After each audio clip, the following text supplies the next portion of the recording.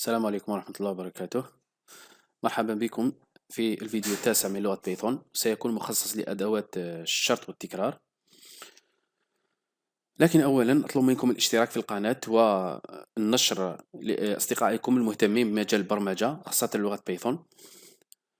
بعدما شفنا في الدورة عدة أشياء في لغة بايثون مثل طريقة الطباعة وإدخال المعلومات أو المتغيرات والقوائم، وأخيرا شفنا في الفيديو السابق شفنا الفانكشن.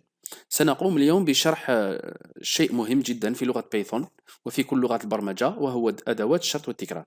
أهم الكلمات المستعملة في أدوات الشرط هي if else. الناس اللي عملت برمجة يعني شافت هذو الأدوات. في التكرار يوجد أدوات أخرى مثل الوايل والفور وغيرها من الأدوات. نبدأ بأدوات الشرط. سأقوم بمثال. مثلا أعطي عددين الA والB. إذا كان A أكبر من B أقوم بطباعة المعلومة أنه الA أكبر من B. إذا كان الA يساوي B أطبع A يساوي B. وفي الأخير إذا كان A أصغر من B أطبع A أصغر من B. سأبدأ العمل في البايشارم. مثلا عندي A يساوي input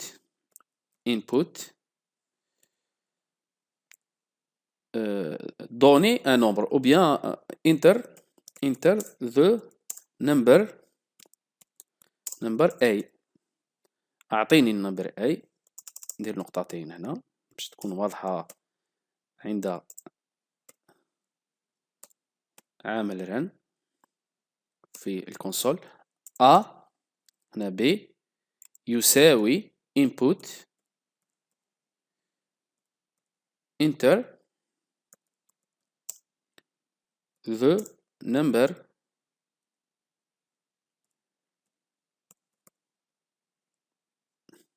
أو number B.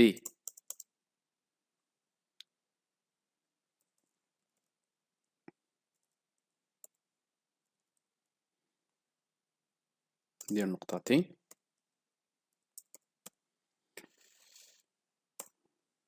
الآن نبدأ في أدوات الشرط. إذا كان A أكبر من B if تكتب هكذا if A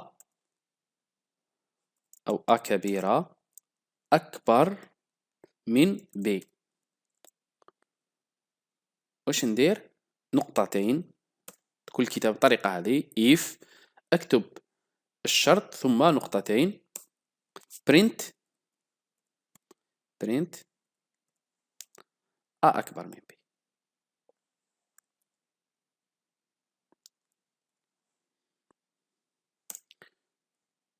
هنا لو أكملت في هذا العمود يعني تحت البي تحت print نكون مازال لي داخل الإف داخل الشرط. إلا رجعت للسطر كي نرجع للسطر يعني خرجت بالإف أكتب else if. وإذا كان if تكتب بهذه الطريقة if A يساوي البي دير لي print يطبع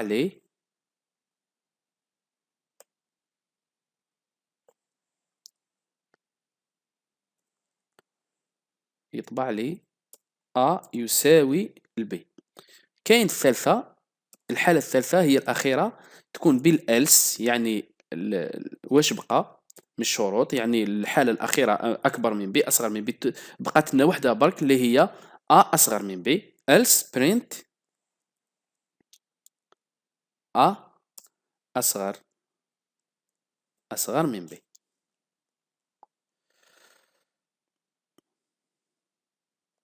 أعمل run. عندي خطأ هنا. أولا الخطأ هو أني ما عملتش نقطتين هنا وهنا، لأنه الإف أو الإلس إف أو الإلس تنتهي بنقطتين. وهنا نعاود معليش نعاود ندير ران يبقى الخطأ. هنا نزيد هنا تساوي لا تكتب هذه الطريقة تساوي تكون تساوي ثم أعمل ران. ها هو الكود يشتغل. لا قلنا كل أداة الشرط تنتهي بنقطتين بعد الشرط. كل أدوات الشرط سواء if أو if أو else، وكذلك هنا تساوي داخل الشرط تكون تكتب بهذه الطريقة، يعني تساوي. هنا ندخل رقم مثلا ندخل يساوي مثلا 99، B يساوي 10. هاوليك يطبع لي أكبر، يدخل يجي هنا يشوف أكبر من B، 99 أكبر من 10 يطبع لي هذه، الأخرين غير محققة ما يطبع والو. هاي ليك أكبر من B.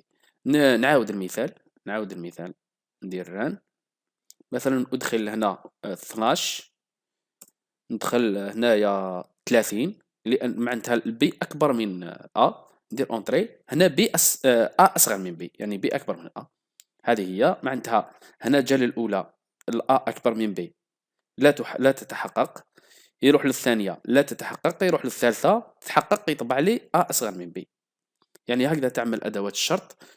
الحالة الثالثة نحاول ندير مثال آخر. الحالة الثالثة مثلا هنا عندي 10 ثم 10، هنا يساوي بي، هاي تحققت الثانية، يدخل الأولى ما تحققش، الثانية تحقق خلاص يحط لي الثانية. هذا المثال إن شاء الله تكونوا فهمتوه، يبين لنا عمل أدوات الشرط. هنا استعملنا الإف والإلس إف، لأنه كاين بعض لغات البرمجة تكتب إلس إف، هنا تكتب إف يعني إلس إف، والثالثة إلس. هنا الأولى هي الشرط الأول، هنا إذا ما تحقق الشرط الأول يتحقق هاوليك الشرط الثاني اللي يتحقق، وإلا إلس ما حطيناش الشرط لأنه بقي شرط واحد برك. إلس تعني أنه من غير الشروط الأولى واش بقى. هذا هو معنى الإلس. نروح نديرو مثال آخر، مثلا نحاولوا نديرو مثلا أدخل ثلث أعداد وأستخرج منها أكبر عدد فيهم، الماكس اللي هو الماكس. هنا نحاول نعملها بالفانكشن. أعمل فانكشن، كنا قلنا أنه الفانكشن تكتب بهذه الطريقة def نسمو مثلا الفانكشن ماكس، نسموها ماكس، ثم أعمل لي بارامتر ندخل مثلا نيم 1 ثلاث أعداد، نيم 2، نيم 3، ثم نبدأ في الكونديشن. هنا قلنا أنه ما دام راني في هذا السطر، في هذا أو هذا العمود، يعني نكتب تحت هذا بعد الإسباس هذا ديف إسباس، معناها ما زال لي داخل الفانكشن.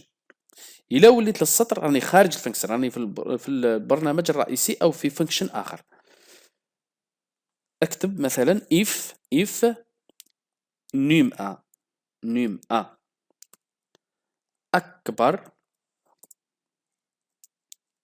أكبر أو يساوي نيم 2. هنا إلا كان نيم أكبر أو يساوي نيم 2 معناتها الماكس بين نيم أو نيم 2 هو نيم 1 ونيم 2 هو نيم 1. معناها نزيد ندخل شرط آخر اللي هو هنا تكون نقطتين، عفوا هنا نديرو نقطتين ما ننساش. نزيد شرط آخر اللي هو يكون نيم 1 أكبر من نيم 3. كيفاش نربط الشروط هذو؟ ندير AND. إذا تحقق هذا الشرط وهذا الشرط، الشرط الثاني هو نيم 1 أكبر أو يساوي نيم 3. هنا هاني درت شرطين، ندير هنا نقطتين باش نبدأ، باش نقول له الماكس يش يساوي.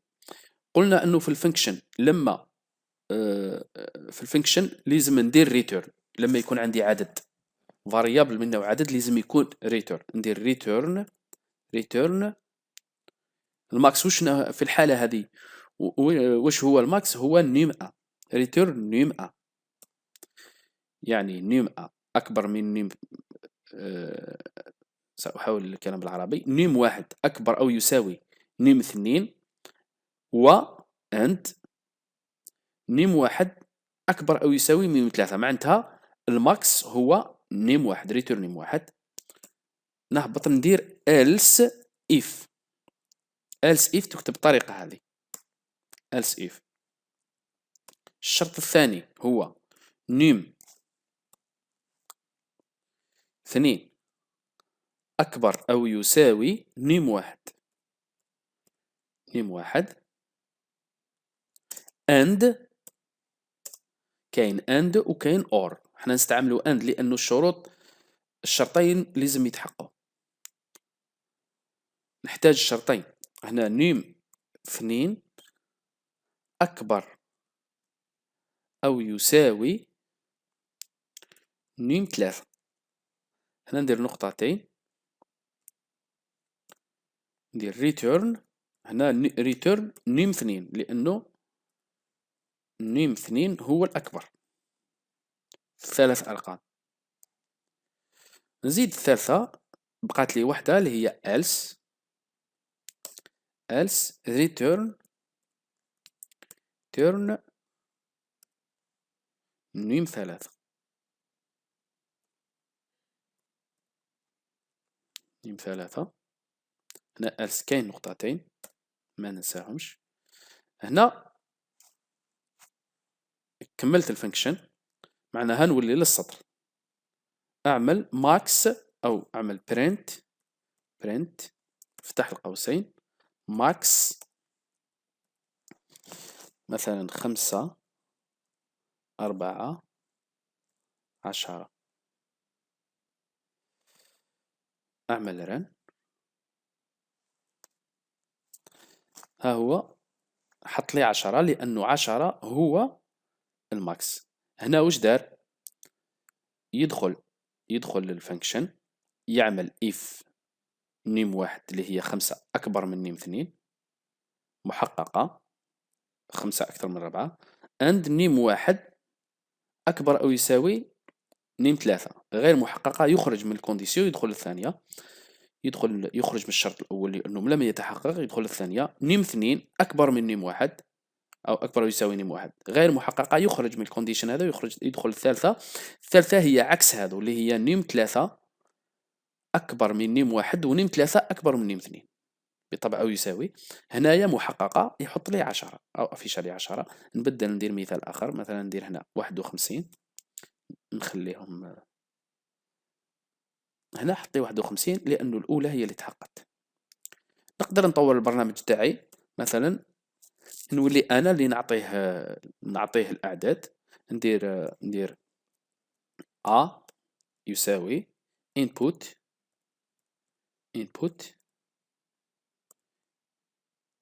enter number مثلا number 1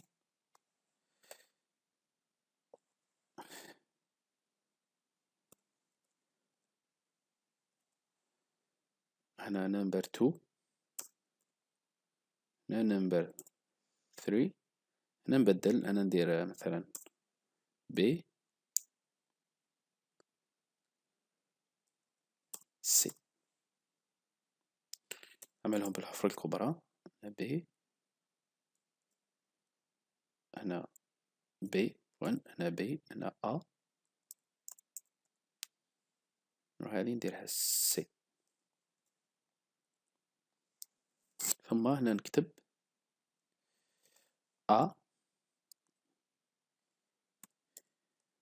B C، هنا C. نحمل رن، ندخل الرقم الأول، نعمل مثلا 12، الرقم الثاني 13، هنا مثلا 9، أعطاني 9. هنا نحولهم نحاول نحولهم الأعداد، مثلا فلوت يمكن هذا هو السبب. فلوت هنا راني نحول الأعداد اللي ندخلهم إلى أعداد حقيقية.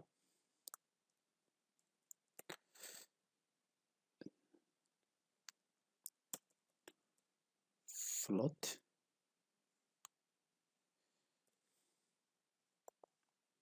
عمل رن، دخل النمبر مثلا 50، دخل مثلا 12، ندخل 9، هاي لك 50.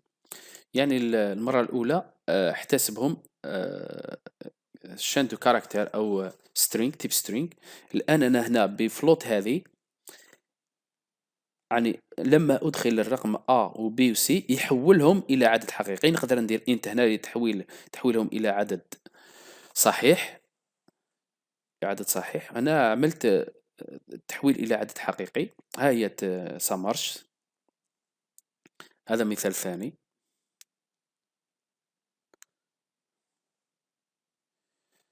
سأقوم بمثال آخر أو مثال ثالث. أحاول مثلا عمل آلة حاسبة صغيرة، ولكن قبل ذلك نتمنى يعني ديروا كل هذه الأمثلة اللي نديرها هنايا، يعني تجربوها على البايثون. سأحاول عمل مثال ثالث، مثلا آلة حاسبة أدخل رقمين، نيم يساوي، قلت لكم التحويل لازم يكون تحويل للعدد الحقيقية. أعمل input enter first number، العدد الأول first number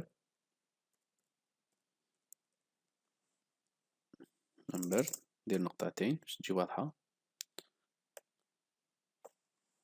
أنا طبعا نيم نيم 1،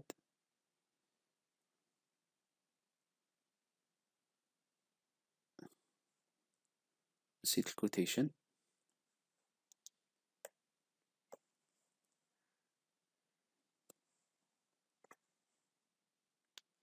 هذا نيم 2،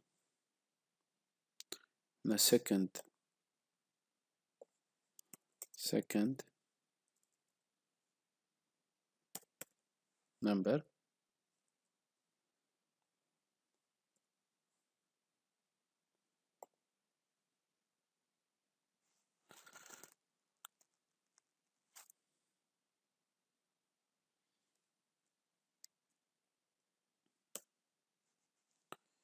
ثم ندير operation، ثم اختار الاوبريشن، ندير op يساوي input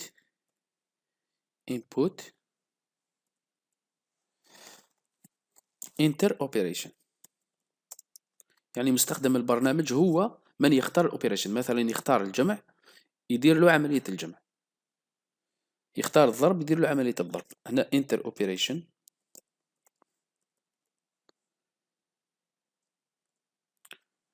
ثم نبدأ في الشروط.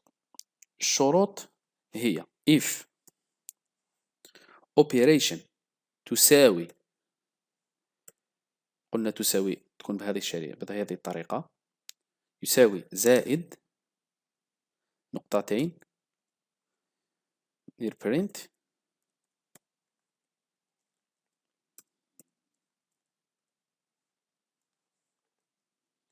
أو print num 1 زائد num 2.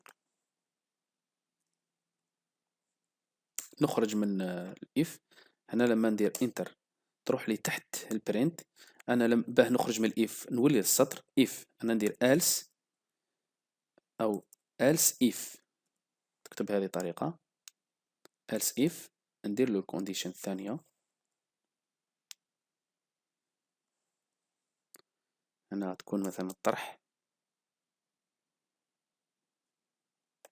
ندير print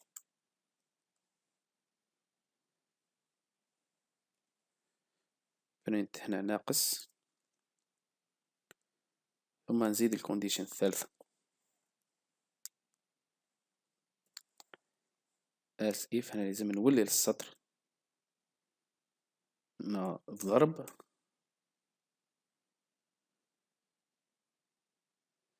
ندير ضرب، نزيد الرابعة نخرج من هنا else if هنا القسمة تكتب بهذه الطريقة. الحالة الثالثة else تكون else يعني الحالات الأخرى else هنا يدير لي ايرور، مثلا دخلت له اوبيريشن ما يعرفهاش يدير له ايرور.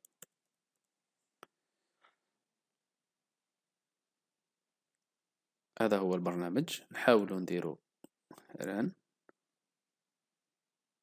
كاين ايرور هنا نقطتين عفوا، دير ران شغال. هنا ديس 10 ندخل مثلا 12 ثم ندخل لوبيريشن مثلا الضرب 120 هاي تعمل. هنا مرك ندير نقطتين باش توضح الأمور. نعاود ندير ران ندخل مثلا 2 انطر مثلا دي 10 دخل اوبيريشن مثلا زائد هاي 12 10 زائد 12 يعني هنا في الزائد يدخل لهنا يلقاها زائد يدير لي الجمع. نعاود ندير مثال آخر، ندير مثلا هنا 50 25 دير مثلا القسمة